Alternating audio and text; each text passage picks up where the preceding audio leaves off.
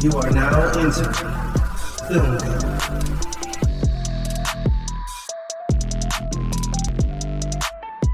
I seen it. You're fond of me lobster. Molly, you in danger, girl. Your ass looks like about 150 pounds of chew bubble gum, Kyle. You know that? Say it, sir! I don't believe you people. What do you mean, you people? What do you mean, you people? Huh? Now answer my question. Were you rushing or were you dragging? What's going on, everybody? Welcome back to Film Code. My name is Phoenix Clouded, and we are back, finally, after the long hiatus, joined again by the greatest two co-hosts ever, of course, my man, Zach Sneap. Zach, how are you, sir? Well, what a question. I mean, besides a cracked rib and a little heartbroken for a bit, I'm doing okay now. So I'm good, back in the swing of things. To our listeners out there, I am single, so you know. Oh man, this really is I think your first episode back after it happened. is. It is it is my first episode back. So Oh man, lots of life stuff going on, but still making it to the movies, still getting out there, still having a good time. So that's what life's about. All right. Well, awesome to have you back, of course, and joined again by the great Brandon. Brandon, sir, how are you? man, I am doing good, Phoenix. Like Zach just said, I have a lot of life stuff going on too. I'm getting married here in a few weeks, so wedding planning has been a bitch, but it's overall been great. Just got moved into my new place, so I had to take a couple week hiatus to get all that set up, and yeah, we are good to go. It's weird to be back after just as a full set after a few week hiatus, you know. Yeah, it's man. Great though. Yeah, we took a couple of weeks off because like you just guys said, you know, life stuff happens. And we hope you're all having a great life. And of course you are, because you're listening to our show. So we appreciate that so very much. But speaking of people who had a very rough life, we're going to talk about the Core 4 in a minute as we dive into Scream 6. This is the 6th film in this franchise. Rebooted, reworked, repurposed, I guess, in 2022. The sequel to the requel. Yeah, the sequel to the requel. This dropped a few weeks ago. We get Melissa Barrera, Jenna Ortega, Mason Gooding, and Jasmine Savoy Brown back in this movie. We also get a returning Hayden Panittiere. Super excited about that. We also get Gail Weathers back again. I forget who's Courtney Cox. Courtney Cox. Courtney Cox. We get Courtney Cox back again. Dewey's dead. Yes. It felt weird having this film without Sidney Prescott. No, it didn't. No, I actually was kind of glad they didn't bring her back. I mean, I agree. It just felt weird. It's like, it's pretty solid though. If you can have two films come out within like 2 weeks of each other and not have your main stars, like with Creed 3, they didn't have Sylvester Stallone. This one didn't have Sidney Prescott, and both had their biggest opening weekends ever. And both were, I would argue, among the best of their franchise, which is kind of wild. Messed up. Yeah, it's a little wild. But so we sort of jumped the shark there a little bit. But so Scream 6, we are now out of Woodsboro. We are in New York City. The main cast, they're all in the same college. Things are going a little bit better. And then we get a copycat killer once again on Halloween. And we're going to dive into all the juiciness that happens in this film. But first off, I just want to know you guys' thoughts going in, especially after after Scream 5. What were you thinking going into Scream 6, Zach? I was actually super excited. I love New York City. I love being in that city. So to have the city that they're in be the backdrop of where everything is taking place this time. I thought that was super cool. Of course, New York City's so big, so there's not like places you're gonna like recognize. I mean, subway station, sure, but you know what I mean. So it was just really cool to see it though in New York City. It's such a big place. I love that there's so many things going around while the killing's happening, and it's still like no one's around. So I immediately, even before seeing it, knew that was going to be part of it, and I loved every second of it. So, and before going in, I was super excited to see it too. So, Brandon, what about you? Man, all right. So, like, there was a 10-year hiatus between Scream 4 and Scream 5. So, getting to see Scream 5 in theaters, it was great. So I'm like, cool. This was awesome. I'm pretty sure this is a wrap up to the entire franchise. And then they're like, hey, yeah, we're doing Scream 6. So I'm like, okay, cool. I'm on board.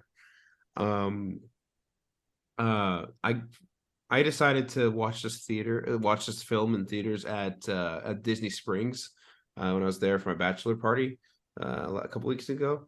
Man, what an experience. The Dolby theater they have there is just freaking awesome. But that like I can go on for hours about how great Dolby is, but man, the gunshots shook your seats and all that, just so freaking good, man.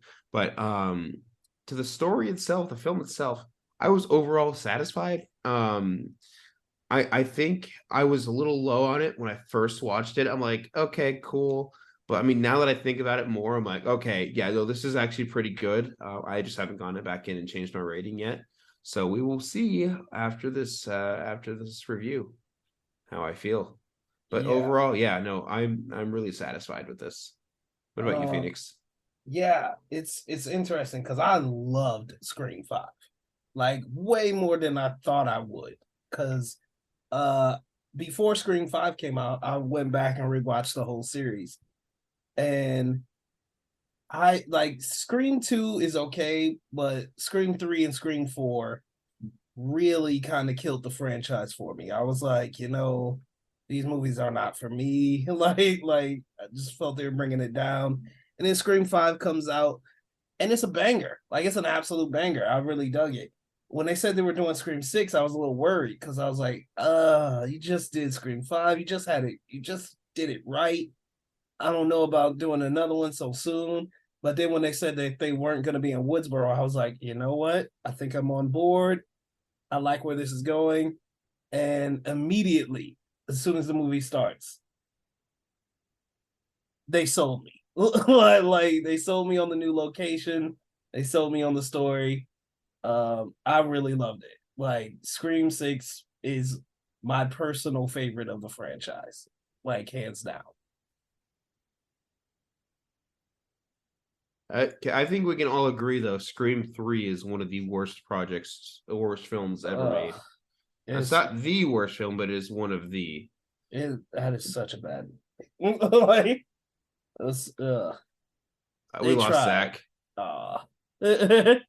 They tried. They really did. It just fell so flat. And I'm so glad I'm not the only one who's like, what the hell was that? Yeah. I felt bad in that movie because I feel like that was one of the first times they really tried to develop Sydney as, more of a character in her trauma and dealing with this situation like 3 times now. Mm-hmm. Like I really felt like they had really gotten to a strong place with that. And then they just screwed it all up. like in the ending. Yeah. It's just like you had it and then you lost it. Yeah, it's really crazy to think just how they had such a strong start with the first two. And then maybe it's because they just took a mythical route with the third one. But man, just the best part about that film was Carrie Fisher's cameo. Zach, that kept you up to speed. We're talking about Scream 3, about how bad that was. It's been a while since I've seen it, so yeah. Like I've seen a lot of movies since last year, so yeah. See, like I remember when we were discussing the last Jurassic World movie, and you had watched all of the Jurassic movies up until then. That's what I would compare Scream 3 to. It's like watching all of them at once. It's just like, wow, this is a lot of bad in one movie. Like, yeah, it's just like, how do you get to the point where you have established characters and established plot points that you just F it all up with your third film? Yeah. So, but enough about Scream 3. Let's get back into Scream 6.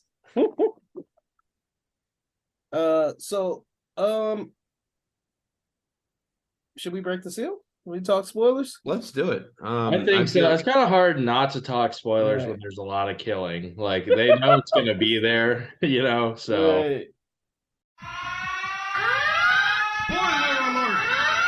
Spoiler alert! Spoiler alert! All right, so we are officially talking spoilers for Scream 6. Brandon, kick us off. What are your spoiler thoughts? Yeah, man. At this point, I think we're always led to expect two killers. Like, I know they kind of pass it off that there's one leading up until like the grand reveal, but at this point you're just always going to expect two. And I think that's the big seller for me. I was trying to just figure out, I'm like, okay, who is it?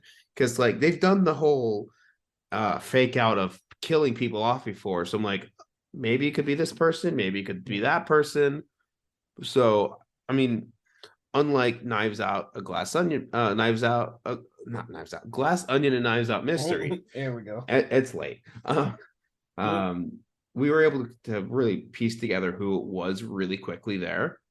This one, I was just going down a giant rabbit hole trying to figure out who the hell it was until the reveal. And I think they did an excellent job of subverting it every time, right? Every time you thought it was this person, they was like, no, we're gonna throw just a little bit of a wrinkle in that theory, and you're like, oh man, like, because I thought at the beginning, I really thought it was gonna be Kirby. Like, I really thought it was gonna be Kirby.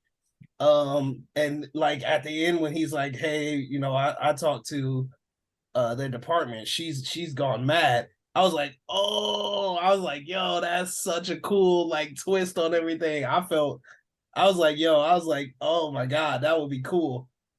And then, when I can't remember her name, but Jasmine Savoy Brown's character, when she was on the subway by herself with old boy, I was like, he's definitely the killer. And then, then another Ghostface pops up. I was like, I don't know what's going on. Like, it kept me guessing the whole way through. And I was pleasantly surprised with who it ended up being.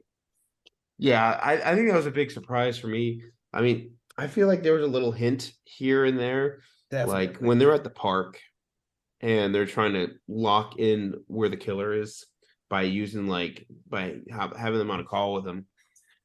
I forget the dad's name, but one of the guys who was revealed to be the killer, you could kind of hear Ghostface, just regular Ghostface without the voice modular in his voice. I'm like, did I just hear that correctly? Does that sound right? I'm like, okay, I'll keep that in mind. And then out of nowhere, bam, like it was him. Like, okay, cool. But moving towards the beginning of the film, I really like the therapy scene between Sam and her therapist, because for multiple reasons. One, it's showing the trauma and PTSD she's going through, which I don't feel like they really did with Sydney or Gail Weathers. Not well enough, no. Not well enough at all. Yeah. Because that's a really traumatic experience. Yeah. Like, there's no way to sugarcoat that. I also like the beginning too, even before that, the very opening with the date. Yes. And like, it turns out these movie nerds are like trying to be the killer at first. Right. And then I think later on they're like, oh, you mean those guys who probably have like a Letterboxd account, like those losers? I thought that was hilarious. They made a reference to that. I was like, that's great. I felt attacked. You know what's great about that is So Samara Weaving was in the opening. I did not know she was in this film at all. No. So the director of this film, I am completely drawing on his name real quick. So give me a quick second. There's two directors, Tyler Gillett and Matt Bettolini. Open, yeah. Okay, so the two of them worked together on Ready or Not, starring Samara Weaving, which I love that film. Zach, you need to watch that soon. It is so freaking good. But that movie is just it's I'm not going to get into that, but Samara Weaving, she was in this, and something that I like that they did during that subway scene, they did a lot of like homages to a lot of slasher films and a lot of their projects, and one of the Halloween costumes was Samara Weaving's character. Was it? And yeah, you'll see like the cut up bridal dress with the ammo pouch, the ammo satchel across her. I'm like, wow. I'm like, for good on you. Good on you, film. That's funny. Yeah. But did you guys ever expect Flash Thompson to be a killer? Yeah, that was my first thought. Like, that was, speaking of the opening was excellent because, like, once she answers the phone, you realize, okay, she's about to be the first victim. But what I love so much about this movie, and particularly that opening, is like pretty much everything that we've seen so far in the Scream franchise gets tossed out of the window in that opening scene, right? Number one, we're in a different city. Number two, they have to do something weird to get this person to a like quiet location. Number three, they reveal the killer instantly, which I was like, whoa, that's something they would never do. And then there's a reason for that. And then, then when that killer is killed by another Ghostface, we learn, like, he's not after fame, or he's not after a recreation of the movies. That whole storyline of like, we got to remake the movies, or we got to, we got a love for the movies type of thing is thrown out the window, and it's abandoned. In one line, he literally says, "Who gives a fuck about movies?" I love that line. And I loved everything about that opening just because it took all of the things that I really kind of got frustrated with the second, third, and fourth Scream movies, and just threw all of those out the window. It's like, yeah, we're doing something totally different here. And I'm like, thank God. Like, so I really love that opening. Yeah. I also like how they show Jenna Ortega's character. I like how they show that she's also handling it like a different way than Sam, who's played by Melissa Barrera. And I thought that was really important and really cool for them to do that because, it kind of shows how people deal with trauma in different ways, and it's not always necessarily going to be the same. So I really enjoyed that, like, they actually paid attention to that. I don't know. I just appreciated that about the movie as well. I love that you said that because so often, right? Like, this is what made me really angry with Scream 4 is like they only showed the one side of how people respond to trauma, which was just ignore it, pretend it didn't happen, try to move on with your life, type of thing.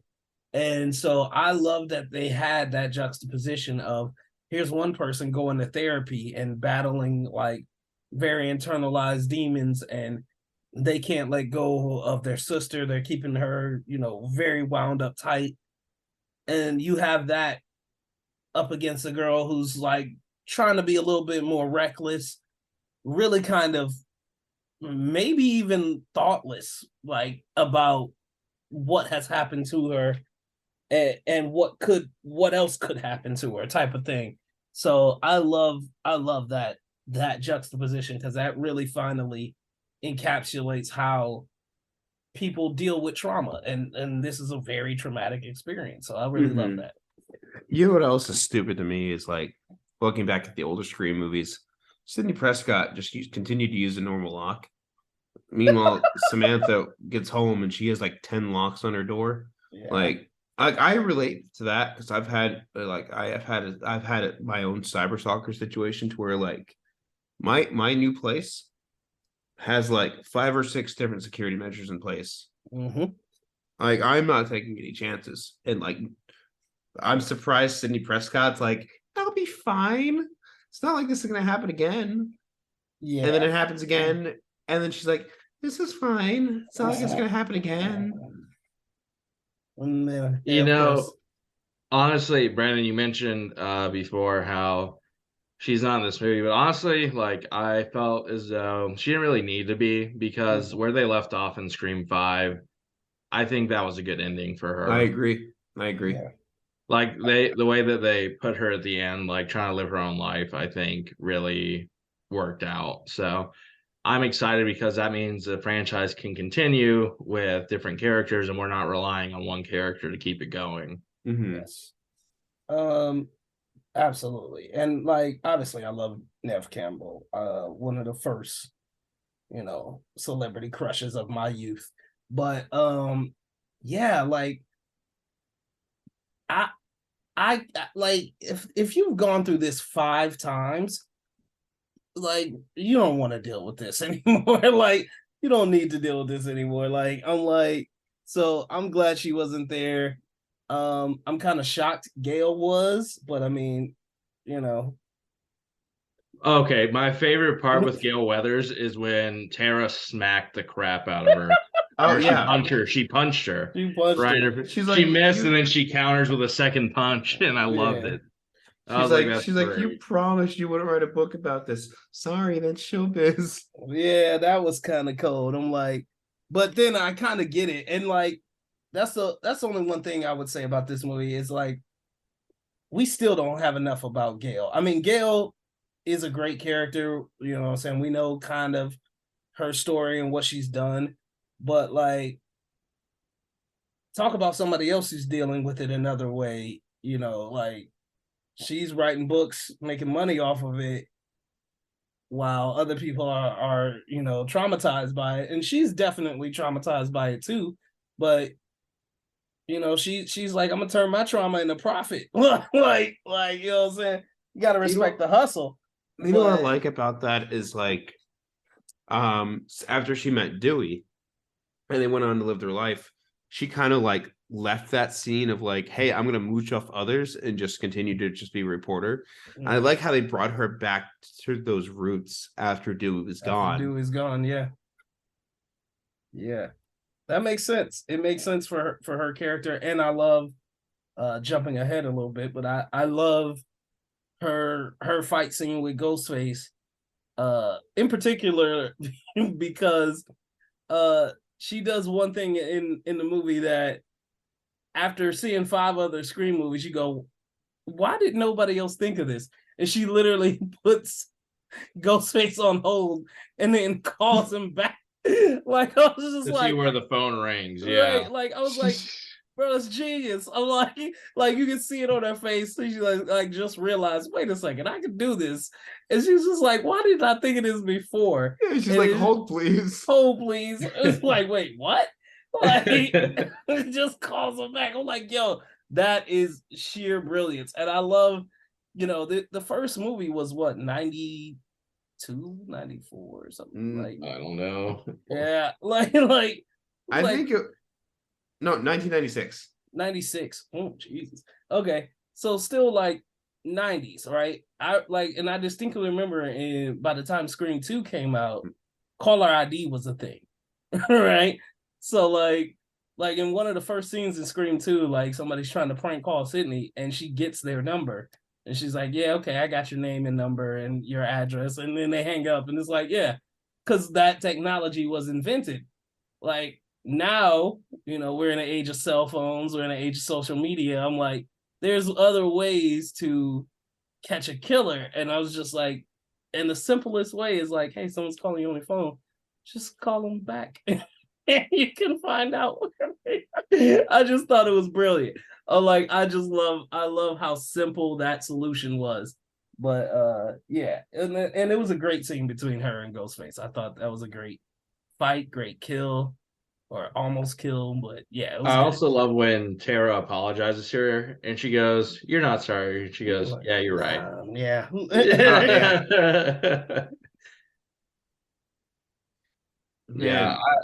Yeah, I did like Gail. I like that they didn't make her like super up, like in your face in the movie. Like, oh, she's gonna be in every scene. I like that she was just in like a few here and there, not necessarily like the main focus or like putting too much focus on her because she's the original cast. So Right.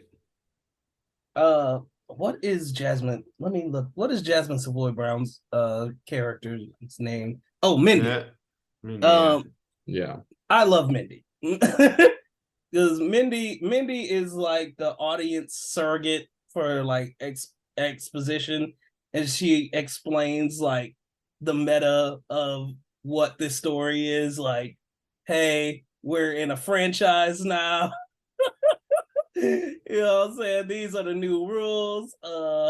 These like some people like no everybody's eligible to die now, including main characters. You guys are going down. Like, and I just love it because it's really serious, but she's she's playful with it, and it just works for this story and how it unfolds. I really love that character. She's really funny. I also love when she when she gets stabbed and she's like, "Damn it, I was wrong again." Like that was great. And I also loved it because, the whole time the audience is thinking, okay, it has to be that guy. And then that happens and she goes, "Yeah, damn it, I got it wrong again." Right. So I really did enjoy that part. I thought that was great how they worked that in. I love how she lived. I thought she was gonna die. Especially because he twisted the knife. Oh my god, I was so scared. I thought Gail was a goner. Yeah, I mean, when you think about it, none of the main characters died. I don't believe. Yeah, it's just I don't it believe, was. Yeah. Well, do we? No, well, this I mean, film, in this this film. in this On this film I specifically, think technically one person of the main group died, and it was the lady that they pushed off the ladder. Yeah, she was the only one. Because one of the killers, I forget the redhead's name. Give me one quick second. Let me look at it. Quinn. Yeah, she lived. Chad survived. Yeah, Chad survived, and and like, to be fair, like they made it look like we lost a lot of them. Like Gail was on her deathbed. Chad's pretty much a goner. Like, you know what I'm saying? Just survived from plot armor, which I'll take. I don't care. Mindy barely surviving as well. So like they didn't have a very high kill rate. I mean, they killed like random people more than they killed any one of the main characters. Like they killed 2 people in the convenience store. Obviously they killed the first 2 guys, so it was some pretty hefty murder in this one, but the main cast managed to survive for the most part. In terms of, I don't want to jump to the ending just yet, because the ending is where I have the most praise and also the biggest complaint. Like the biggest complaint of all, but I'm not going to jump to that just yet. There is a trope though that the Scream movies do that was pointed out to me, and I do kind of agree with it, but because it is very annoying, but it makes sense. They'll be running from Ghostface. They'll find like, a bat or something laying down, and they'll swing it, they'll hit him, they'll knock him down, and then they'll run off and then drop the weapon. Like whatever they just knocked them down. It's like, that's typical Friday the 13th behavior. It's just like whenever like Tommy or someone like that would just like they'd get him, they'd stab him in the face or something, right, and then he'd like lay down, and then they just run. Like he's gonna come back right. up. It's like you haven't done enough damage, and then you let go of the weapon that you just God. It's a horror film trope. It's a slasher trope. It doesn't annoy me, but it does become pretty significant in this movie. I think they do it like 2 or 3 times in this movie alone. So that is annoying, but again, I get where it comes from. Here's what gets me though, is like they'll be running through like an alleyway or something. And instead, like they'll get a good enough distance. They'll knock the person down. Like, but they won't shut the door. That's right there. They'll just let the person run right through. Right. Like it's all those little things that get to me. It's just like I get it's a horror movie and you're supposed to make your characters like do stupid things to die. But man, it's just like I'm trying to find a good example here. All right, in The Last of Us. In the first episode where Joel encounters that clicker that literally just pops up and runs after them in the diner. How do you shut the door? That wouldn't have been an issue. I just think that's so funny. But I will say though, they cut down on the stupidity of the main 100% a lot in this movie, like as opposed to previous films, which again was driving me up a wall. Was like the level of stupidity with the cast members was always like, it seemed to be like a driving point of these movies. So it was nice to see that they were like, hey, how about we not make them that stupid? Yeah. So I was like, yeah, thank God for that. You know, I'm really glad that they gave Josh Segarra work, like an actual role to work with, because excuse me, like he was in She-Hulk and his character, like him as an actor being in the MCU was ruined, because he played Prometheus, Adrian Chase in Arrow, one of the best villains of that show. He was such a freaking good actor. And had he gotten cast in like the MCU in a villain role, oh my God, he would have killed it. He did pretty good in this film. Like, would have been cool if he was one of the Ghostface. Sure. Does it work the way it does? 100%.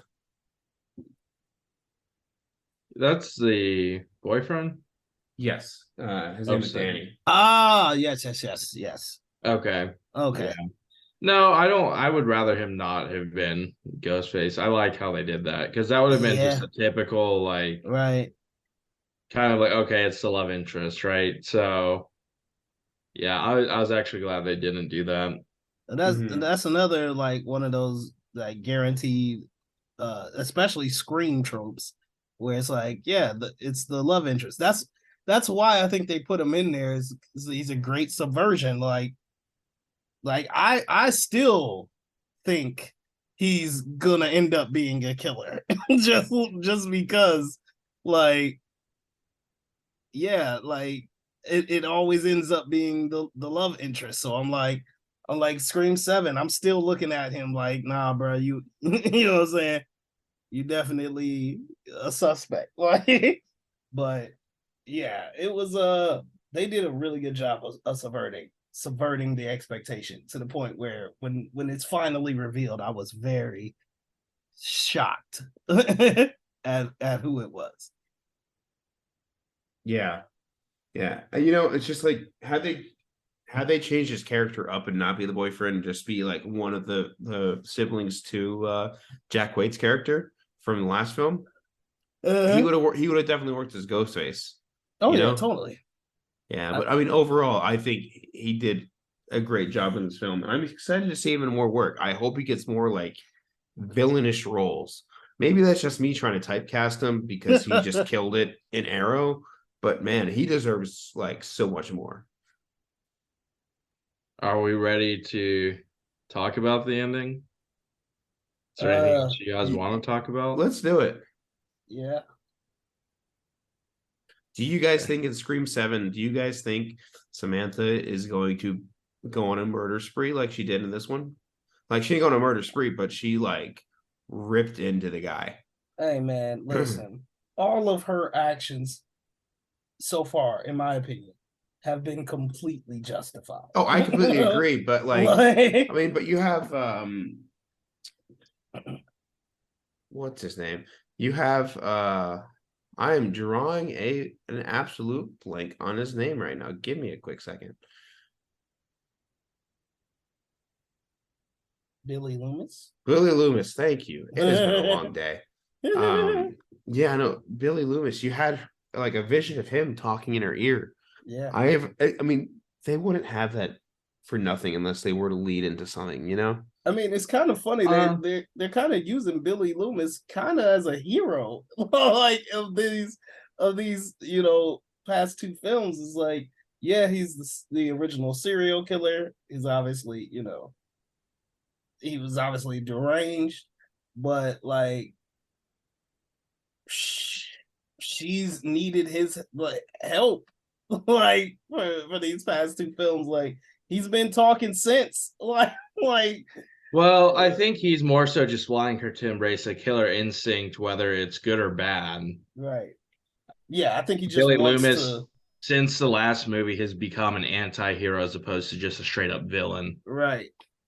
Yeah. But you know what? I love the arc for Sam. I think that arc is so cool. Like, the original killer, her dad, and the way she's using it now is redeeming for her family name. I think that part is so cool. Mm-hmm.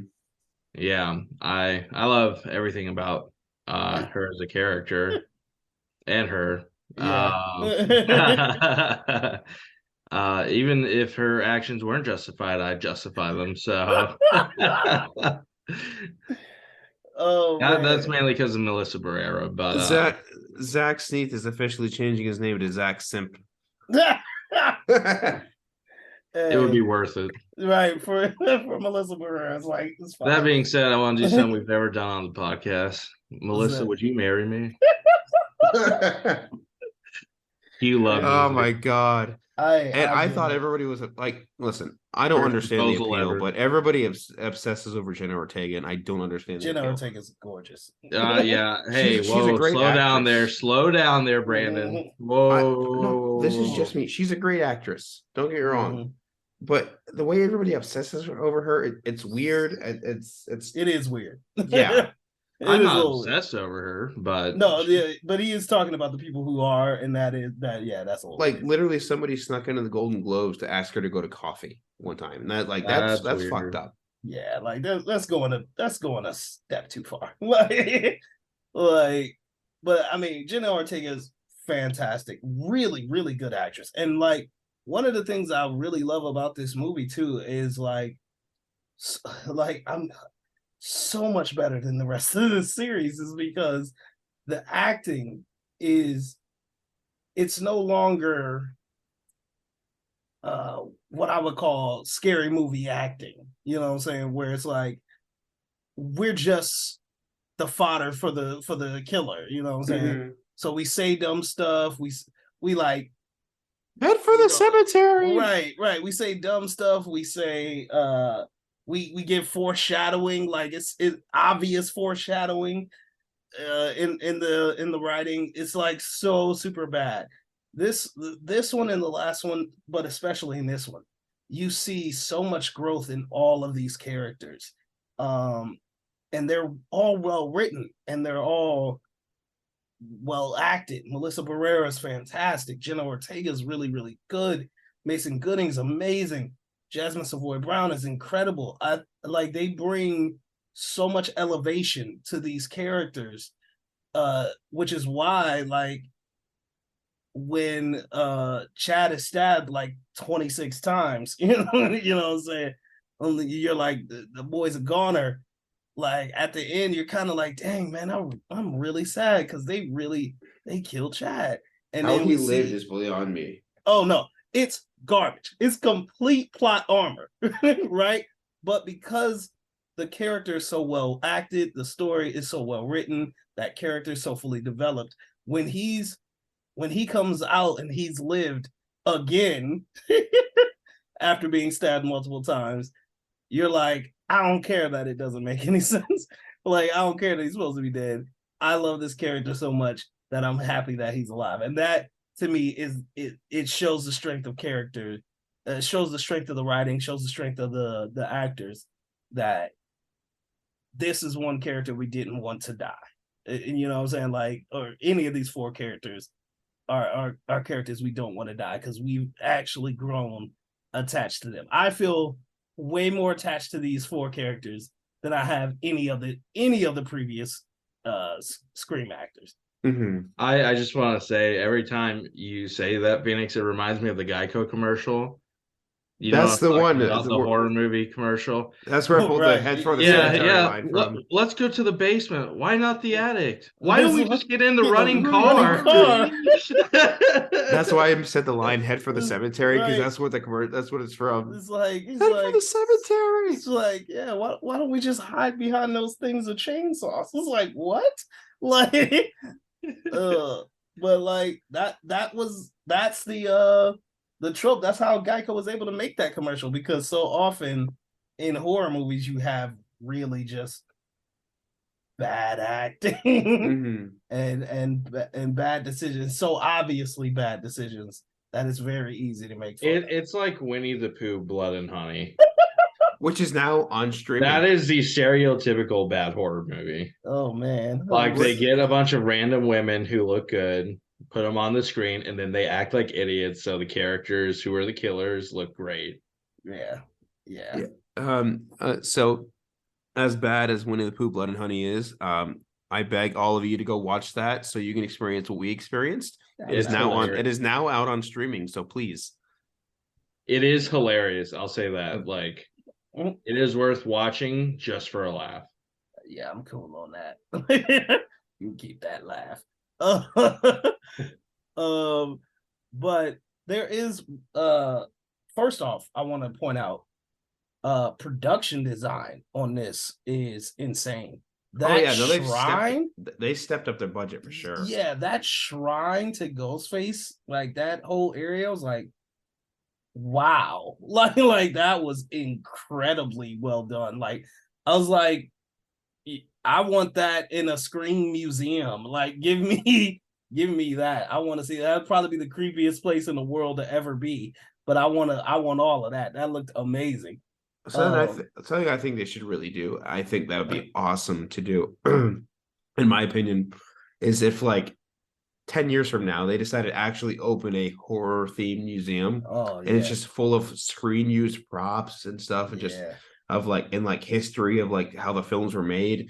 Halloween, Friday the 13th, Nightmare on Elm Street, Hellraiser, Terrifier. Dude, Terrifier deserves to be in there by far. Scream. I'm missing a few, but just, man, imagine a museum just based off of all of these films. Oh, that would be the scariest place on earth, but it would be awesome. But on top of that, so we get, like, it's still twisting and turning up until this point. We think it's Kirby, we think it's the boyfriend, we think it's all of these people.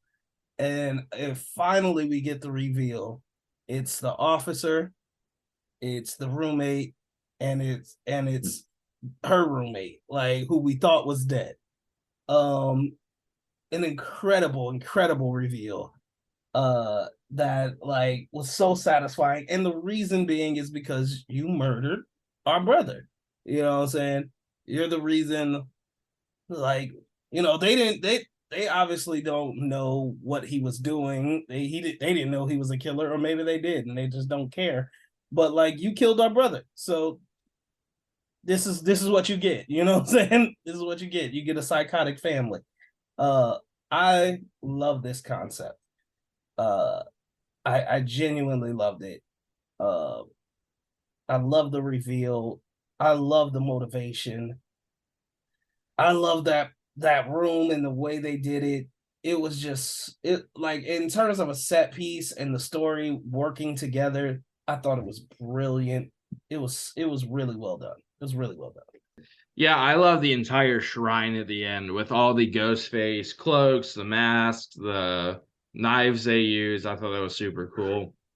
And of course, I love Sam taking on her dad's like outfit. Yes. Yes. That was so dope. That I was loved it. epic. I loved it. That was epic. And earned. It was definitely earned. Like, because obviously, she's dealing with the fact that this is who her father is, and she's got to deal with his legacy. She's got to deal with, what she's done so far. And finally, she just embraces it. And she just says, screw it. I'm saying, this is who I am. Might as well take it on. And I thought that was great. I genuinely thought that was great.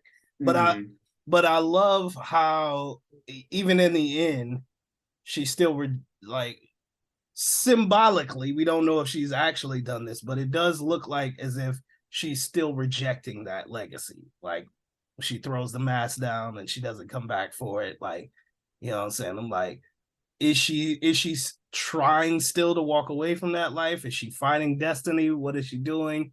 I don't know, but I dug the symbolism in that. I want to see a movie. Honestly, I think between Sydney and Sam is my favorite main character in the franchise.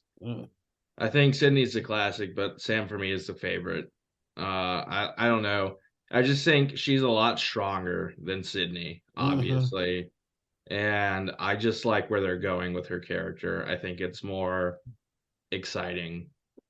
Yeah, see, I this character Sam is what I wish Allison in the Halloween sequel franchise was, because okay, yeah, because I mean Laurie Strode, I'm glad they had her keep the reins, but man, they could have easily had like Allison be the leading role of like badassery in Halloween Ends, but I mean, I'm not even gonna go back into that film because it's just a giant throwaway.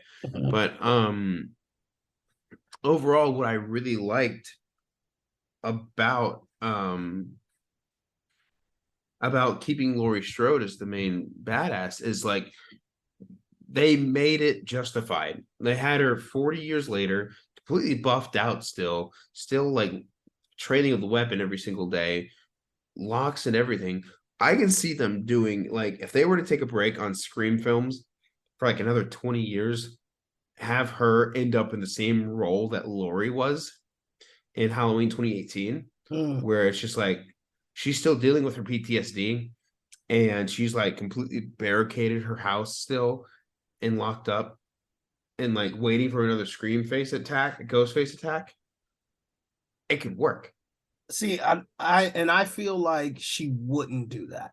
Like, I feel like as a character, Sam is a lot more proactive than a lot of other final girls in horror movies.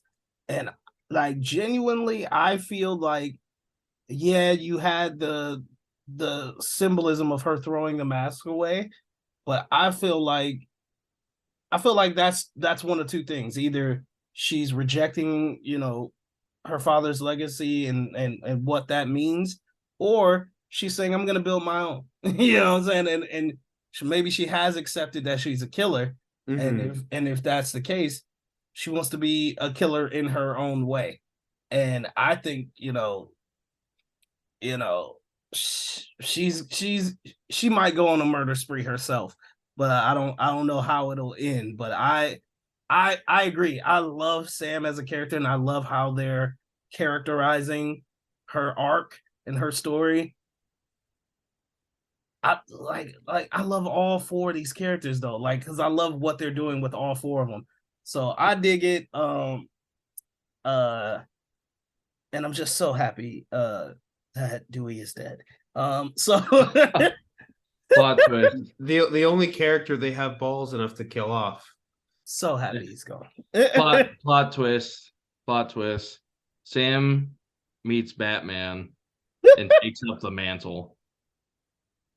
He becomes Vengeance. Nice. That's our show, everybody. Have a great night. Nice. Phoenix, I'll give you the first film you direct. Right. Oh, I do have to talk about this. This is the dumbest thing I've ever seen. like It's one of the dumbest things I've ever seen. It makes me Okay. so angry.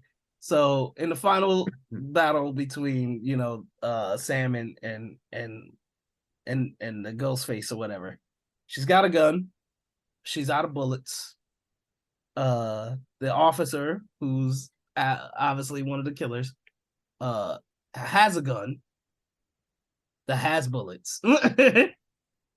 He doesn't shoot her, even though she doesn't have a gun. He runs after her. Plot armor. Right. Which I'm like, okay, like number one, I would have been like, okay, maybe if he realized he didn't have bullets either, fine. Right. Then it would make sense. But then in the very next scene, they show that he's got another gun in his ankle. I'm like, what the? So he could have shot her 6 ways to Sunday. Like, could have shot her with the gun he had. He could have shot her with another gun he already stored away. But instead, he runs at her. I was just like, okay, like that to me was the epitome of the epitome of plot armor. Like, we got to protect this character. So even though this doesn't make any logical sense. You know, it's funny. It's just like with every Hollywood film that's come out, there are only 2 franchises that I can accurately say use firearms well. John Wick and Indiana Jones and Raiders of the Lost Ark. When the guy's like flipping the sword and stuff, and Indy just pulls out the gun and shoots him. Why don't more people do that? Yeah, because it made no sense here. I'm like, what? Like, it doesn't take away my enjoyment of this film. But yeah, to me, I was just like, did they just write themselves into a corner there? Like, what was the lot? Like, I'm sure, or maybe they thought, like, it would be really funny but really dumb. like let's do something really, really dumb here. And that was it. Like, because like I said, they cut down on the stupidity of our main characters. That doesn't mean our villains can't be complete idiots. So like, that was a complete idiot move. I don't know how that made it past the testing stage, but that was ridiculous. That was my biggest complaint, though. Like, out of everything, that was my biggest complaint. I think that this was my favorite Scream movie, though, by far. Easy. Personally, I'll have to disagree with you there. I'd like to hear what you guys' rankings are. Wait. Before you disagree, you gotta say your favorite. Scream 5. Really? Okay. All right. Okay. Fair. It could be worse. So. Right. I just updated my Scream ranking today. I still have the first Scream number 1, because obviously we wouldn't be here without it. So gotta give him his props for that. This is firmly number 2. Scream 6 is number 2. If not like 1A. Because like I said, I really, really love this movie, like, a lot. Number 3 is Scream 5. Scream 5 is I think a worthy reboot, almost as good as the original, but obviously I love this one more. But so that's number 3. Number 4 is Scream 2, and it goes downhill from there. I think Scream 4 is 5th and Scream 3 is last. But yeah. Yeah. Go ahead, Zach. So for me, 2, 3, and 4 are a little blurry, but they're not really something I think are very memorable either. So for me, I would say 6 is just my personal favorite, just as a movie. 1 would have to be second, of course, for what Phoenix said. I don't think I could ever change where that one is placed. So if like 1 came and took 6's spot, I would probably just move 6 to 3, because you can't really, I mean, it wouldn't be here without Scream 1. Right. So you got to give credit where credit's due. I agree with that. And I think for me, the 3rd would be the 5th. And then everything else, I don't really, I mean, I could go back and watch them and rank them, but I don't really want to torture myself. So I would rather not. For me, coming up number one is Scream 5. I think that film was just really good. I think it reawakened the love for a lot of people for this franchise. Number two, I mean, I think we all just across the board, yes, the first one, because yeah, it's just so good. Number three is Scream 6. Number four is Scream 4. Take it or leave it. It has some interesting points to it, but overall it's just okay. Number 5 is Scream 2. Again, it's just one of those films, take it or leave it. And then just rightfully so at number 6 is Scream 3. So I guess you guys want to give final ratings for Scream 6? Yeah, let's do that. Phoenix? Oh, you want me to start? Okay. Yeah. I might surprise you guys, but I'm going with 5 stars. Despite everything that I brought up, I love this movie. I thought it was so well done. It's finally the Scream movie that I've wanted this franchise to be for so long. So 100% hands down 5-star movie for me. Awesome. Zach? For me, I'm gonna go 4 stars. Movie was fantastic. I wouldn't change too much about it. There's a couple things here and there, but overall, I think it's a great movie, and I'm satisfied with what they made. I think I'm gonna follow up with you about Scream 6 being at 4 stars. I think it was a solid film. Not sure how I'm gonna feel about doing a Scream 7, even though it's gonna happen. Man, that post-credit scene, I don't know if you guys watched it. No, I Freaking missed it. hilarious. I didn't find out that there was a post-credit scene until like afterwards. I was like listening to somebody's like Twitter Spaces, and they mentioned it, and I was like, "Holy crap!" Like as I just walked out, I didn't even know that it had one in there. So now I got to go back just to watch the post-credit scene. What was the post-credit scene? It literally is just a very it's like a 1-second clip of it's literally a 1-second clip of Mindy saying, "Not every film needs a post-credit scene." That's funny. It's so good. I love that because like she's just the stereotypical film person now, and them just throwing it in there just felt very marvelly to me. Like, hi, I'm Captain America, here to tell you about the patients, something like that. That was great. That's funny. Okay. I'm still probably gonna go back just to watch it. But go ahead. yeah, there you have it. 5 stars for me, 4 for Brandon and Zach. What did you guys think of Scream 6? Let us know on Twitter and Instagram at FilmCodePod. And we are gonna move on now to what's good. What's good? What's good? What's good?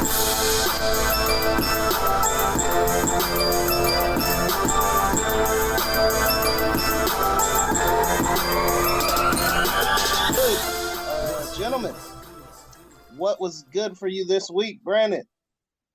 Man, I am going to be completely honest with you. As far as watching things, I have been very limited just based off of just how busy I've been. But it would be criminal of me to not mention this. I watched One Flew Over the Cuckoo's Nest. Ooh. Instant 5-star. Oh Nice. my God, that film was so freaking good. Wow, man. Jack Nicholson killed that role. Like, I finished the whole film without knowing this was one of the best, this is one of the best picture winners of I guess the 60s. Like, this came out, no, not 60s, 1975, this film came out.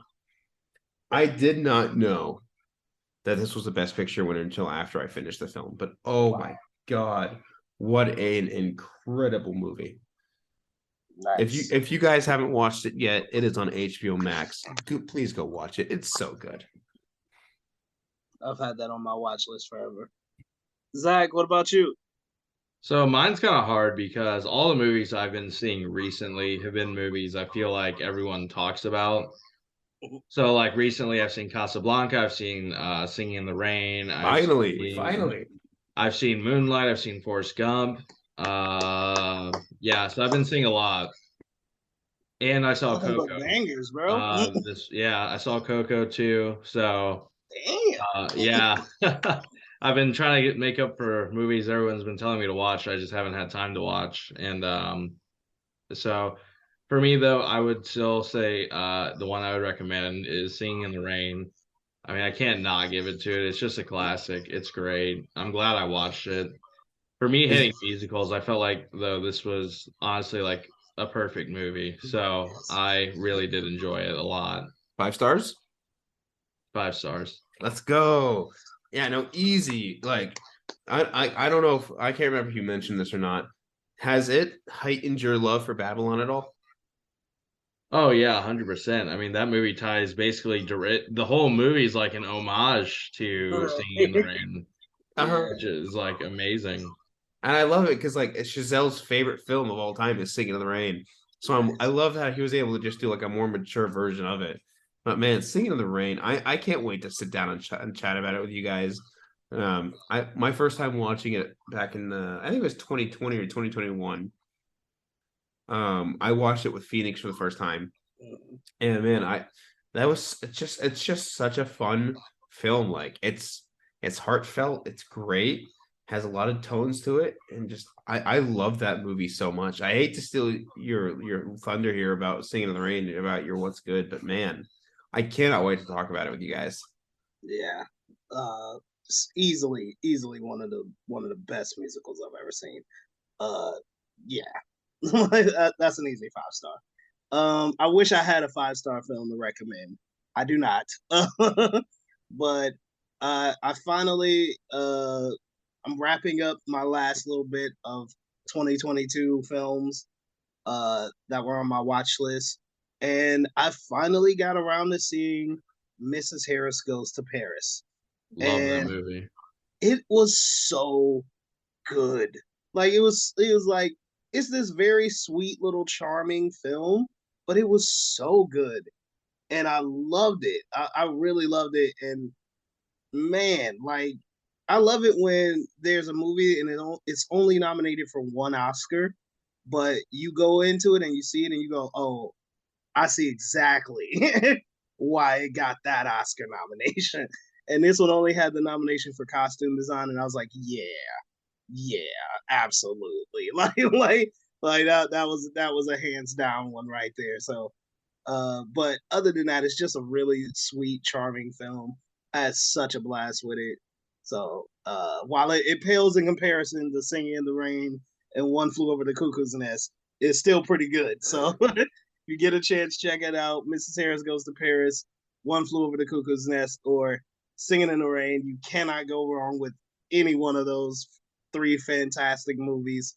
And that's gonna be what's good from us here at Film Code. All right. We did not, I don't believe, we have not had a code word in the past 3 weeks. Okay. But it's my fault. Hey, okay. With how things are going, we may as well just end on a tiebreaker, Phoenix. Never. Anyway. You're funny. We're recording this weekend. Yes. Whose code word is it? Mine? Yours. Yeah, I think it is yours.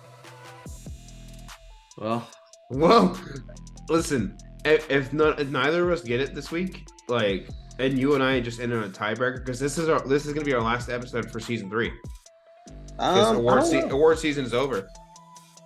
Almost. We still have to do our award show. Mm-hmm. We'll see. But we're gonna get up out of here. Brandon, let everybody know where they can find you, sir. Yeah, definitely. You guys can find me over at FANTASMIC ears over on Letterboxd. Go check out what I'm watching, and thank you guys again for listening. And Zach, where can everybody find you, sir? You guys can find me on Twitter at Zach Sneath. That is ZACHSNEATH. And you can find me on Letterboxd at Z Sneaks, and that's ZSNEAKS.